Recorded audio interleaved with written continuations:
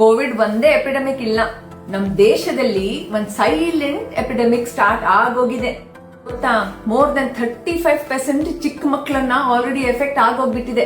ಬರೀ ಇವ್ರು ಮಾತ್ರ ಇಲ್ಲ, ದೊಡ್ಡವರು ಕೂಡ ರಿಸ್ಕ್ ಅಲ್ಲಿ ಇದ್ದಾರೆ. NAFLD ಅಂದ್ರೆ ನಾನ್ ಆಲ್ಕೋಹಾಲಿಕ್ ಫ್ಯಾಟಿ ಲಿವರ್ ಅಂತೀವಿ. ಅಂದ್ರೆ ನಮ್ ಲಿವರ್ ಅಲ್ಲಿ ಫ್ಯಾಟ್ ಡಿಪಾಸಿಷನ್ ಹೆಚ್ಚಾಗಿ ಶೇಖರಣೆ ಆಗ್ತಾ ಇದೆ. ಅಂಡ್ ಈ ಫ್ಯಾಟಿ ಲಿವರ್ ನಾವು ಗಮನ ಕೊಟ್ಟಿಲ್ಲ ಅಂದ್ರೆ ಫ್ಯಾಟಿ ಲಿವರ್ ಇಂದ ಇನ್ನೂ ಪ್ರೋಗ್ರೆಸ್ ಆಗಿ ಲಿವರ್ ಫೈಬ್ರೋಸಿಸ್ ಬರಬಹುದು, ಲಿವರ್ ಸಿರೋಸಿಸ್ ಬರಬಹುದು ಅಂಡ್ ಲಿವರ್ ಕ್ಯಾನ್ಸರ್ ಕೂಡ ಬರಬಹುದು. ಇದು ಹೇಗ್ ಬರುತ್ತೆ ಅಂತ ಅನ್ಕೊಂತಾ ಇದ್ದೀರಾ? ಬರೀ ಆಲ್ಕೋಹಾಲ್ ಇಂದ ಅಲ್ಲ, is a life style disorder. ಇದು ನಮಗೆ ರಿಫೈನ್ಡ್ ಕಾರ್ಬ್ಸ್ ಇಂದ ಬರಬಹುದು, ಏರಿಯೇಟೆಡ್ ಡ್ರಿಂಕ್ಸ್ ಇಂದ ಬರಬಹುದು, ಶುಗರಿ ಡ್ರಿಂಕ್ಸ್ ಇಂದ ಬರಬಹುದು, fatty foods and processed foods ಇಂದ ಬರಬಹುದು.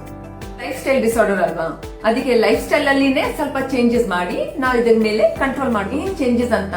Avoid sugary drinks, avoid junk food, refined carbs and processed foods. Replace it with a lot of vegetables, whole grains and healthy fruits. And not forgetting at least 45 minutes a day of physical activity and good exercise. ಜೀವನ ಶೈಲಿ epidemic ನ ನಾವು stop ಮಾಡಬೇಕು ಅಂತ ನಾವು action ತಗೊಳ್ಳೇಬೇಕು.